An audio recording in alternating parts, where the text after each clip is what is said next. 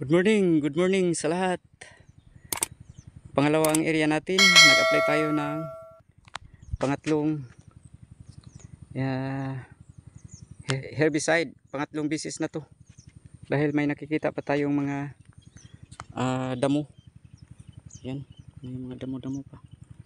O kailangan mag-apply ulit ng pamatay damo.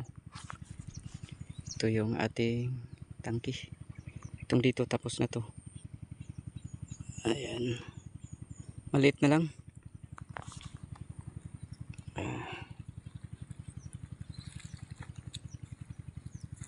Maliit na lang. 1, 2, 3. Tatlong linsa na lang. Ganito talaga pag hindi mababad kaagad pagkatapos ng pag-apply ng herbicide.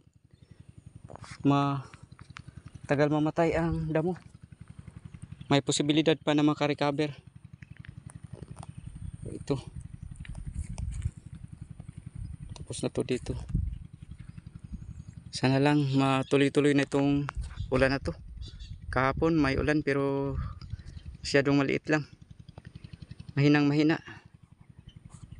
Sana makarating na ngayon na malakas-lakas. At mababad na tong ating palay. Kailangan na itong mababad, magbitak-bitak na. So ganito talaga sa pagpapalayan. Parang sugal lang, pero hindi tayo magpakawala ng tawag sa amin sa Bisaya paglaom. Habang buhay may pag-asa. Kumbati pa rin tayo, sasaka pa rin tayo. Dahil tayo ang lugi pag maghinto tayo. God bless sa lahat. Happy farming.